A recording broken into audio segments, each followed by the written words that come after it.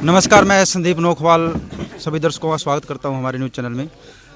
जन कल्याण मोर्चा पार्टी से राष्ट्रीय अध्यक्ष संत महाराज दशमेर जी मेरे साथ मौजूद है और अन्य पार्टी के प्रदेश अध्यक्ष भी यहां पर मौजूद है, तो इनसे कुल सवाल जवाब करेंगे। इनसे पूछते हैं, तो सर सबसे पहले आप अपनी पार्टी के बारे में बताइए कि आपने अपनी पार्टी का स्थापन कब किया, कब से आप काम कर रहे हैं राजनीति में? बेटा, हमने सारी पार्टियों का हालात देखते हुए हरियाणा प्रदेश की जनता त्रस्त हो गई है, दुखी और परेशान हो गई है।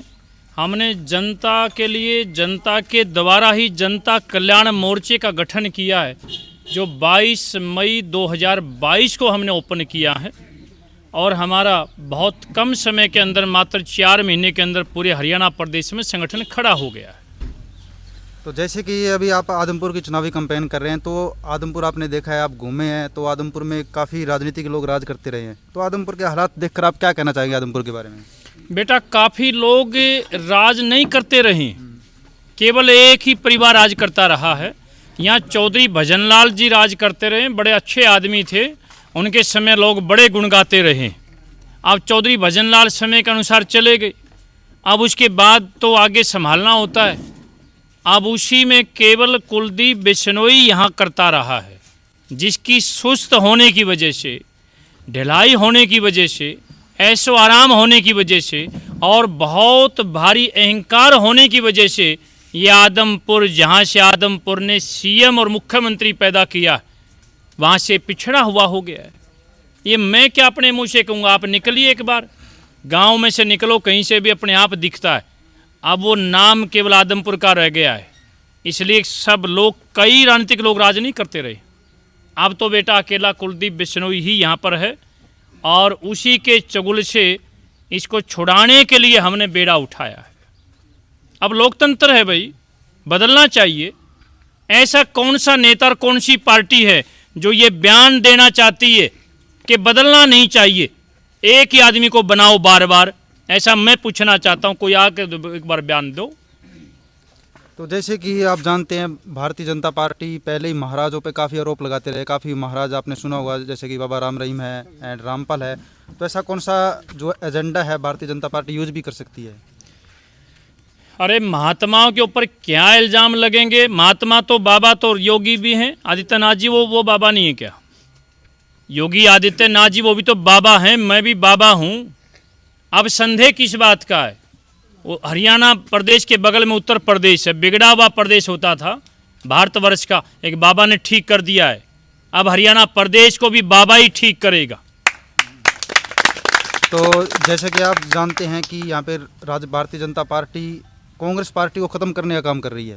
वो आपने देखा कि कांग्रेस पार्टी का जो वर्चस्व था, पहले था, वो धीरे धीरे ख़त्म होता जा रहा है। ऐसे में एक नई पार्टी के लिए क्या नया एजेंडा होगा जिसको लेकर आप पार्टी को आगे बढ़ा पाएँ?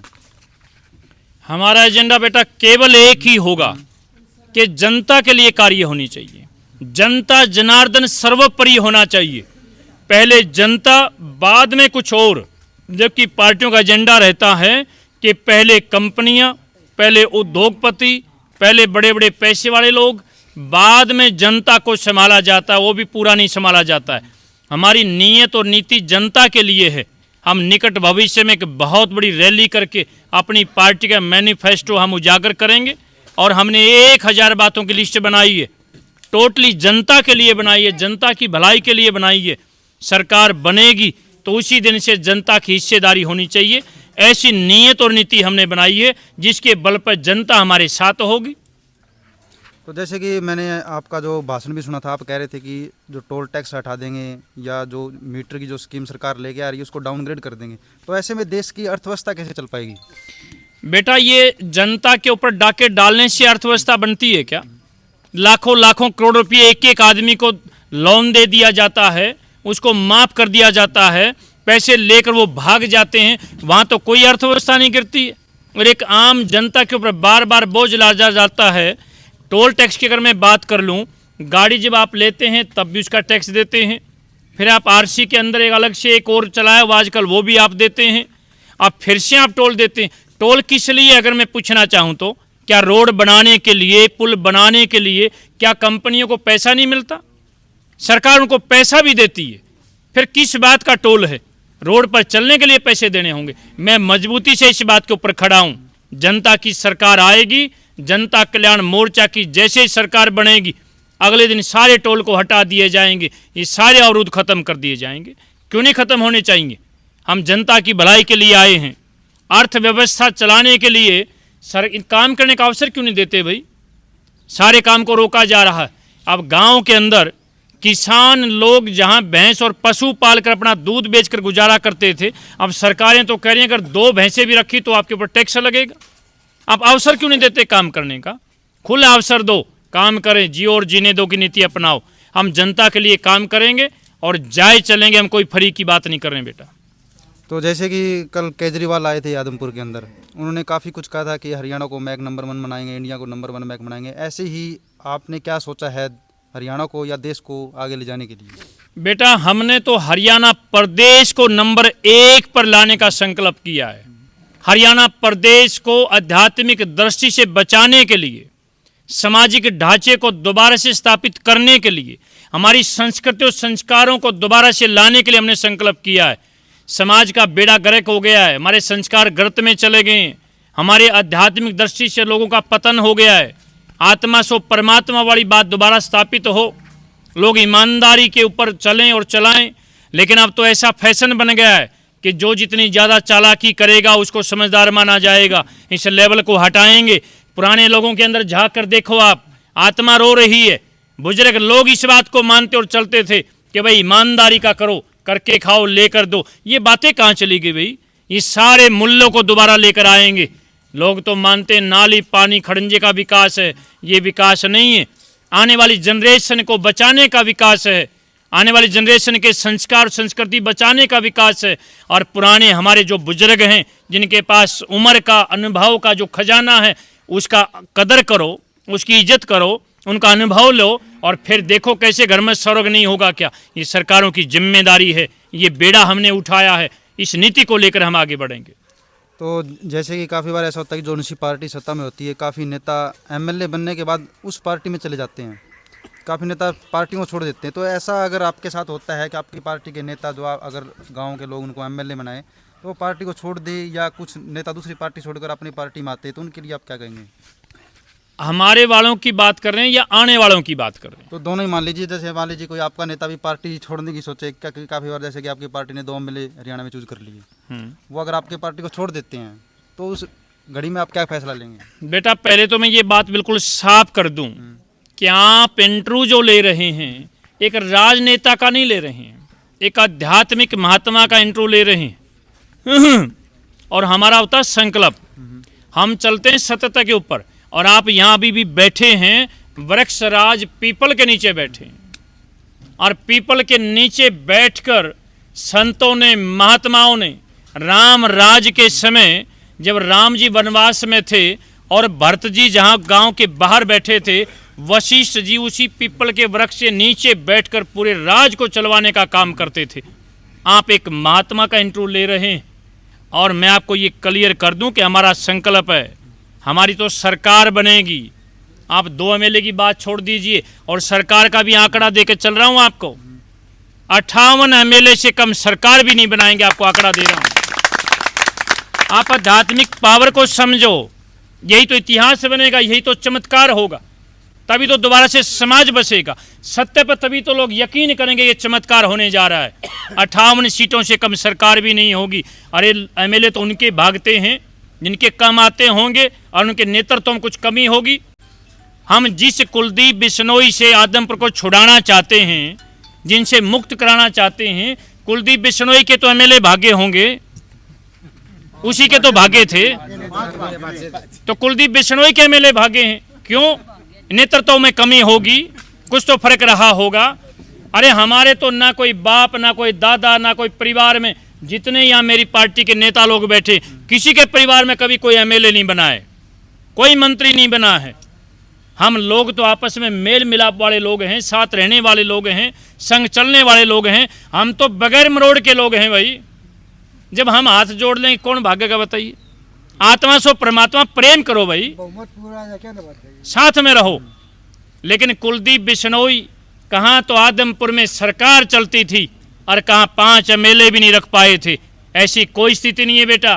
मैं तो आपको ऐलान कर रहा हूँ, 58 तो एमएलए आएंगे ही आएंगे।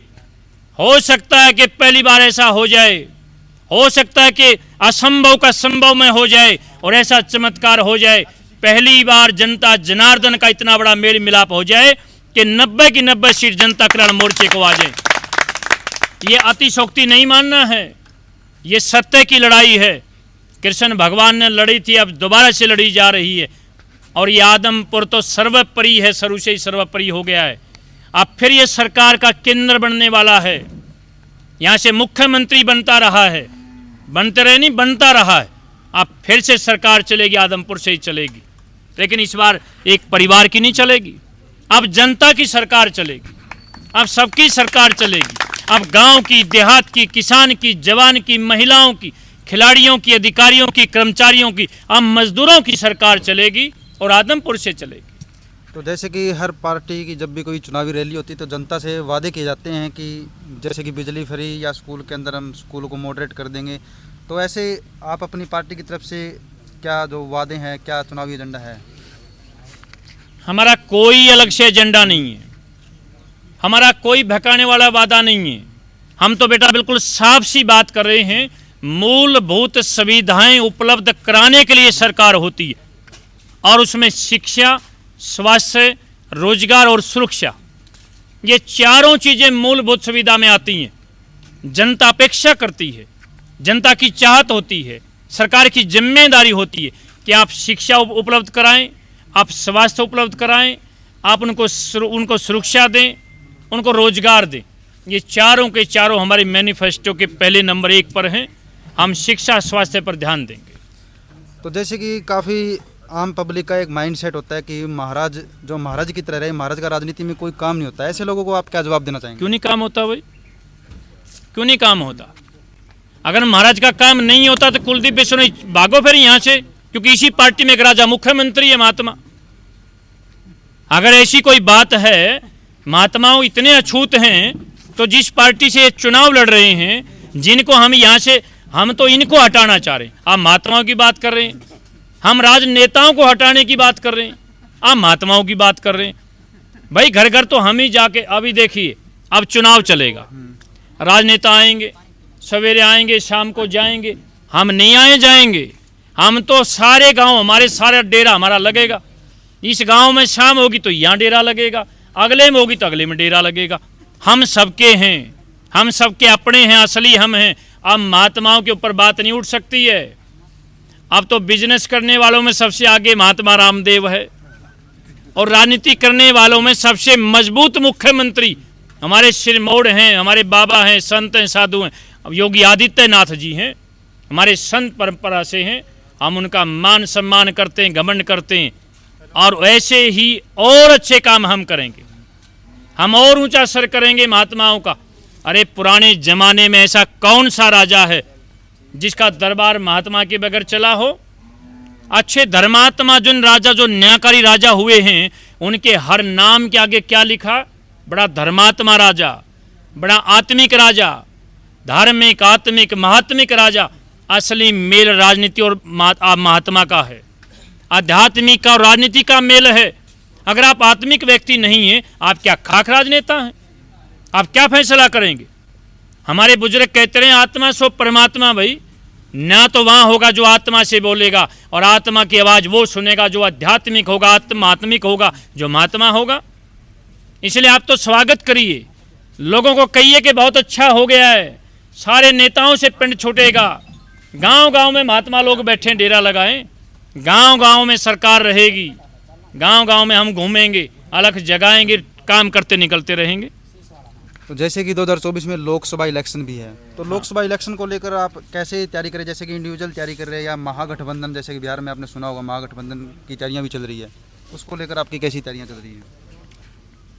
बेटा तैयारियां करती हैं पार्टियां, जहां जनता का संग हो, जनता का साथ हो, जनता का मोर्चा हो, उसको कोई विशेष अलग तैयारी की आवश्यकता नहीं होती है। अरे अभी आदमपुर चुनाव चालू हो गया, ये आदमपुर की सीट जनता कल्याण मोर्चा जीत रहा है। इसके बाद बताइए कौन सी तैयारी की बात रह जाएगी भाई? जब आदमपुर जीत ही जाएंगे, जनता कल्याण मोर्चा जीत ही जाएगा, मैं आपसे अगर पूछ लूं जनता कल्याण मोर्चा ये सीट जीत जाएगा, उसके बाद हमें कौन रोकेगा, कौन संदेह करेगा, कौन ये कहेगा कि भाई आपको कोई तैयारी की आवश्यकता नहीं है। तैयारी होती है लोगों को बरगलाने की, तैयारी होती है लोगों को बहकाने की, तैयारी होती है लोगों को आपस में लड़ाने की। हम कोई तैयारी नहीं करते, हम सच्चे मन से, साफ दिल से, अच्छे इरादे से, नेक नीति से और नीयत से लोगों के बीच में जाना होता है। और आप लोगों के जब हित की बात करोगे तो क्यों नहीं आपके साथ होंगे। और मैं तो मीडिया के माध्यम से, आपके माध्यम से पूछ लूं, कोई सी पार्टी का नेता एक बार ये बयान दे दो कि भाई लोकतंत्र में बदलाव नहीं करना चाहिए। क्या एक ही आदमी को चुनाव जिता दें, बार बार जिता दें, उसी को जिता दें, वो किसी पार्टी में जाओ लेकिन चुनाव उसी को जिता दें, ये कौन सा लोकतंत्र है भाई? ये कौन सी प्रजातंत्र की बात है? जरा मेरे को बताएं। मेरा भी प्रश्न है, अगर कोई बहुत पैरवी करता हो तो मेरा ये प्रश्न है कि दोबारा कोई और नहीं चुनना चाहिए क्या? बदलाव नहीं करना चाहिए क्या? अरे हमारा मोर्चा अगर काम ना करे, खरा ना उतरे तो हमारे मोर्चे को बदल दो। मैं खुद कह रहा हूं, क्यों नहीं बदल देना चाहिए? अभी बहुत बातें होंगी बेटा, अभी हम आगे बढ़ रहे हैं। हमारी सारी योजनाएं, परियोजनाएं लोगों के साथ हैं और आम जनता साथ मिलकर चुनाव लड़ेगी और जनता ही आगे बढ़ेगी, लड़ेगी भी और लड़ाएगी भी। तो जैसे कि आप पार्टी बनाने से पहले आपके पहले भी राजनीतिक संबंध रहे हैं, आपने कहा था, तो क्या आपको पहले से भी किसी पार्टी की तरफ से कोई ऑफर मिला है पार्टी में शामिल होने का? बेटा हमारे को पार्टी में अपने साथ जोड़ने के लिए सारी पार्टी के नेता हमारे डेरे पे, हमारे निवास पे स्वयं गए हैं। सारे लोग गए हैं, हमारे अच्छे संबंध रहे हैं, व्यक्तिगत संबंध सबके साथ अच्छे हैं, सभी पार्टियों के साथ अच्छे हैं, आज भी अच्छे हैं और वो आगे भी अच्छे रहेंगे, क्योंकि हम महात्मा लोग हैं। हमने स्पष्ट बोला अपनी पार्टी के नेताओं को, किसी भी नेता के खिलाफ व्यक्तिगत कोई भी गलत टिप्पणी नहीं करेगा, कोई किसी का मान सम्मान नहीं गिराएगा, सब आयु की लिहाज बरतेंगे, ये हमने सबको बोला है। हम तो महात्मा लोग हैं, राजनीति का नया क्लेवर लेकर आए हैं। हम तो करुणा के साथ, प्रेम के साथ, आत्मिकता के साथ आगे बढ़ेंगे। हम किसी की बुराइयां करने के लिए नहीं आए हैं। मैं तो एक ही बात कह रहा हूं कि इस आदमपुर को कुलदीप बिश्नोई से और केजरीवाल से बचाना है। मैं तो बड़ी साफ सी बात कह रहा हूं, क्योंकि इसने तो इसको बिल्कुल ऐसा बना लिया, किसी का कोई वजूद ही नहीं छोड़ा है। और केजरीवाल सबसे झूठ बोल के यहाँ जो बातें कर गया, सारी झूठी बात कर गया। इसलिए दोनों से बचाना है और बदलाव लाना है और नया इतिहास बनाना है, और इसलिए जनता कल्याण मोर्चे को ही लाना है। ये मेरी सबसे अपील है। तो जैसे एक और अंतिम सवाल है आपसे, जैसे कि प्रदेश के अंदर या देश के अंदर काफ़ी लोग मोदी भक्त हैं, उनको किसी नेता से कोई मतलब नहीं है, किसी पार्टी से कोई मतलब नहीं है, सिर्फ मतलब है तो मोदी के नाम से, तो उन ऐसे लोगों को आप क्या कहेंगे? उनको मैंने क्या कहना है, ये तो आदमपुर की बात है। अब आदमपुर को चाहिए यहाँ का विधायक, आदमपुर को चाहिए यहाँ का रखवाड़ा, आदमपुर को चाहिए गांव-गांव चलने वाला, आदमपुर को चाहिए ज़मीन पर चलने वाला, जहाज़ों में चलने वाले की आवश्यकता नहीं है। अब मोदी भक्त जो हैं, अब मैं तो मोदी जी का बड़ा सम्मान करता हूँ, मैं मोदी जी का बहुत सम्मान करता हूँ, एक एक बात को पकड़ता हूँ। मोदी जी ने खूब बार बार कहा है कि परिवारवाद के मैं खिलाफ हूँ। मोदी जी परिवारवाद के खिलाफ हैं तो मैं भी खिलाफ हूँ। आपने पूछा है कि मोदी जी के भक्तों को क्या कहोगे, मैं तो मोदी जी का बड़ा सम्मान करता हूँ। मोदी जी को मैंने कहते सुना है कि परिवारवाद के मैं खिलाफ हूँ, फिर उसका बेटा, फिर उसका बेटा, फिर उसका बेटा, क्यों भाई? तो मैं भी इसी के खिलाफ हूँ। ये मेरा संदेश भी है, मेरा जवाब भी है, मेरी राय भी है। तो इसलिए मैं कोई भी ऐसा कार्य नहीं कर रहा हूँ जो लीक से हट को हो।